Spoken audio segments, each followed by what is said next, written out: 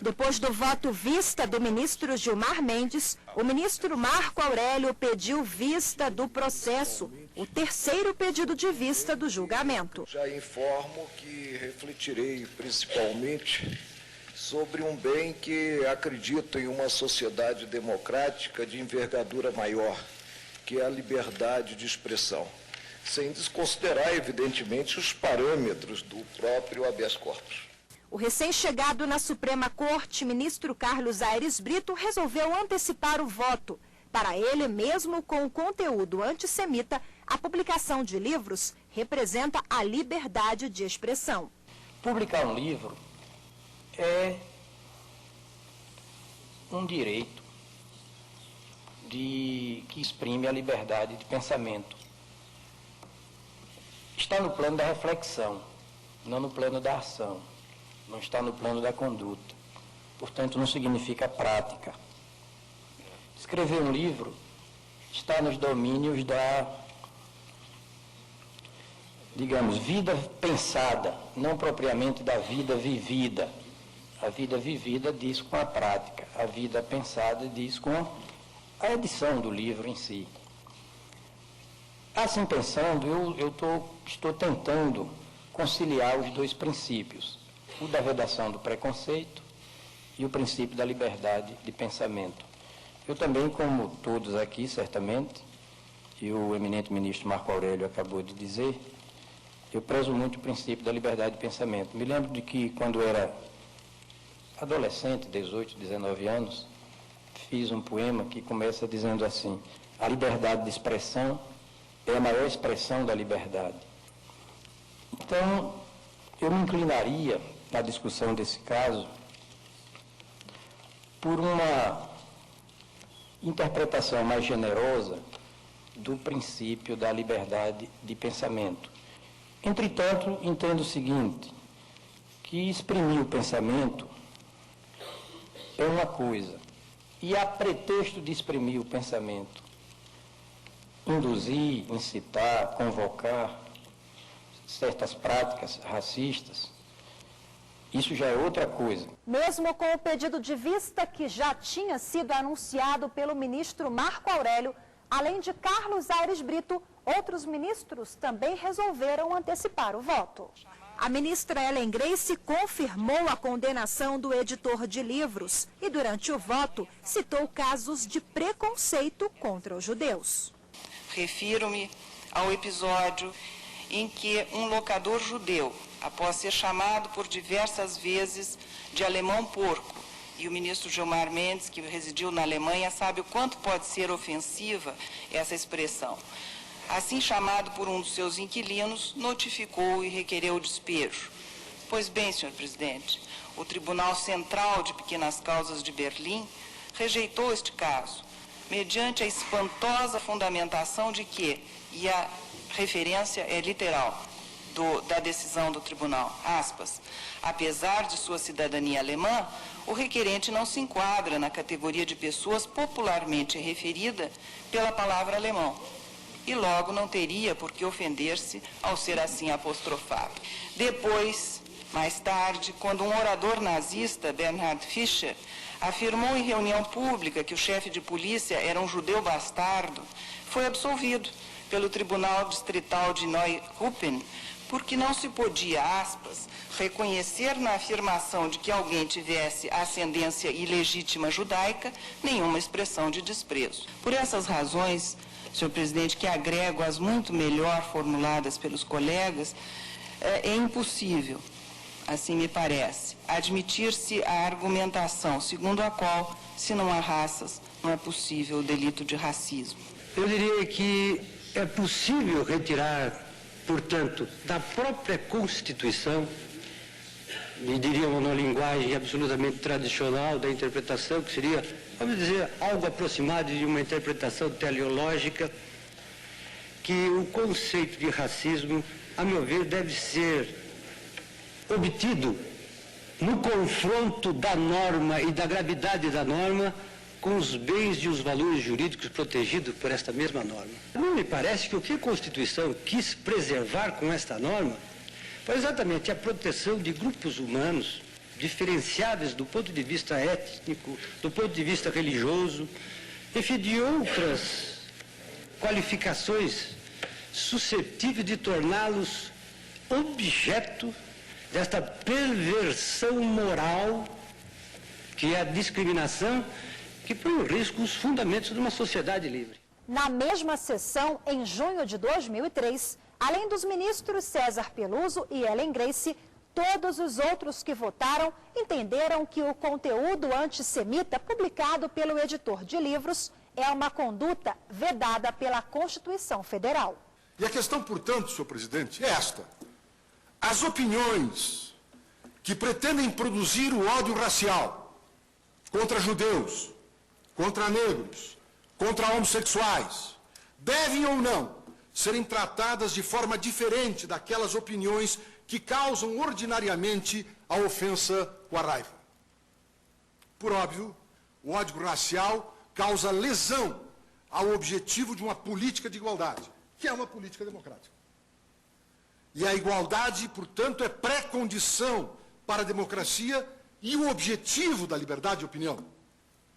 As opiniões consubstanciadas no preconceito e no ódio racial não visam contribuir para nenhum debate inerente às deliberações democráticas, para o qual surge a liberdade de opinião.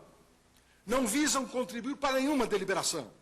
Não comunicam ideias que possam instruir o compromisso que preside a deliberação democrática.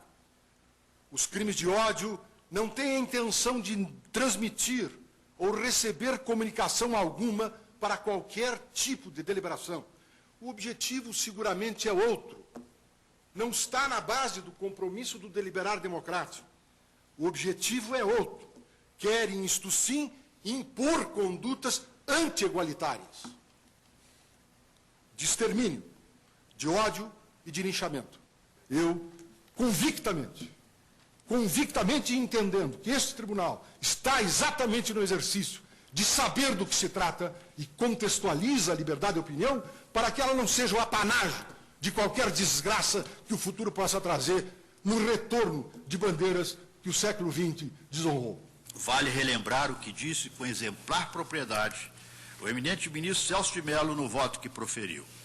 Os postulados da igualdade e da dignidade pessoal dos seres humanos constituem limitações externas à liberdade de expressão, que não pode e não deve ser exercida com o propósito subalterno de veicular práticas criminosas, tendentes a fomentar e a estimular situações de intolerância e de ódio público. Acompanho, portanto, o voto de Vossa Excelência e indefiro o habeas corpus. Eu me alinho à maioria para entender que o preconceito antissemita constitui racismo, já na dicção do artigo 5º, 42 da Constituição, já na Lei 7.716 de 89 e suas alterações. Eu não posso taxar de absurda a decisão do Tribunal de Justiça, que analisa um livro como este, O Holocausto Judeu-Alemão, em que, após uma fotografia ou fotografia de um desenho, segundo o autor, se lê: a foto acima tomada pelo exército norte-americano no campo de Dachau, após a libertação do mesmo, mostra os corpos de aproximadamente 160 pessoas, que foram propositadamente expostas no chão para servirem de propaganda anti-alemã, a fim de justificar ou tentar justificar um pouco o que tinham feito contra a Alemanha, deixando suas cidades em ruínas, e um número incontável de civis mortos, homens, mulheres, crianças e velhos, como poderão ver em capítulo próximo. Quem são as pessoas? Mas olha o tom apodítico, peremptório da afirmação. Quem são as pessoas que os norte-americanos mandaram espalhar pelo chão? No começo diziam que haviam passado pelas câmaras de gás, mas já há bastante tempo que se sabe, morriam centenas de doentes nesse campo diariamente após a libertação. Acoplada, trechos como este de que é fértil esse livro. Há a conclusão que o Tribunal do Rio Grande, o Tribunal de Mérito, extraiu dos autos de um propósito de proselitismo da publicação. Eu não posso entender isso como tentativa subjetivamente séria de revisão histórica de coisa nenhuma.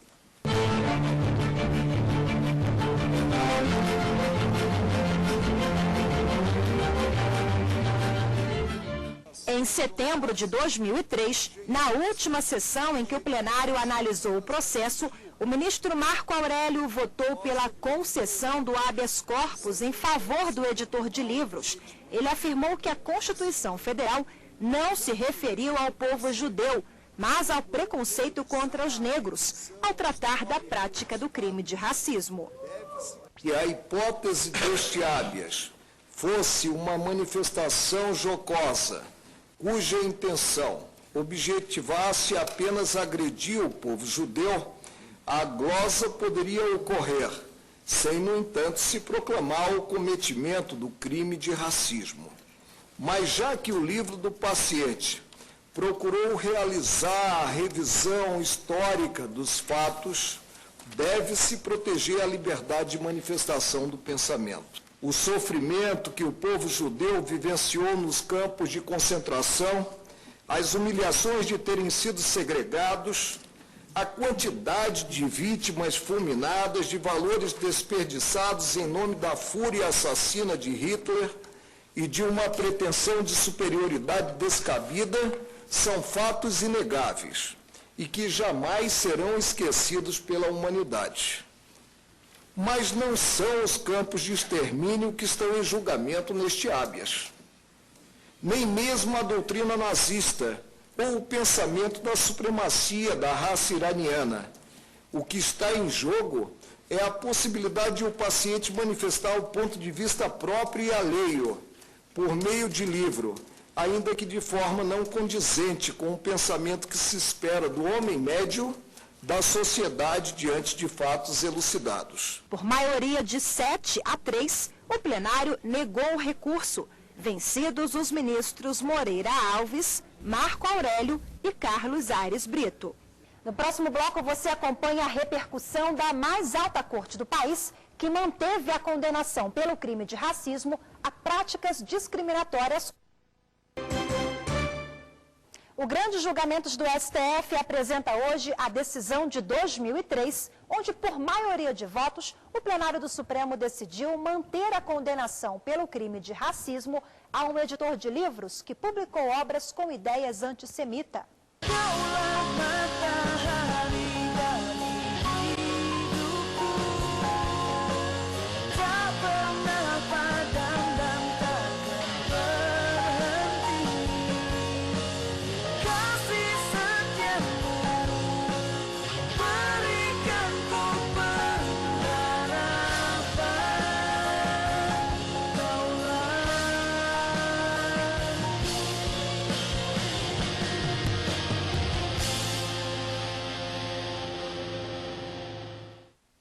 O jurista, professor e diplomata Celso Laffer foi um dos principais personagens do julgamento.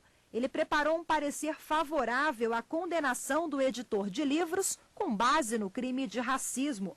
O documento foi entregue pelo rabino Henry Sobel ao relator do processo, que aceitou o parecer de Celso Laffer na condição de amicus curiae, diante da relevância da matéria discutida no habeas corpus.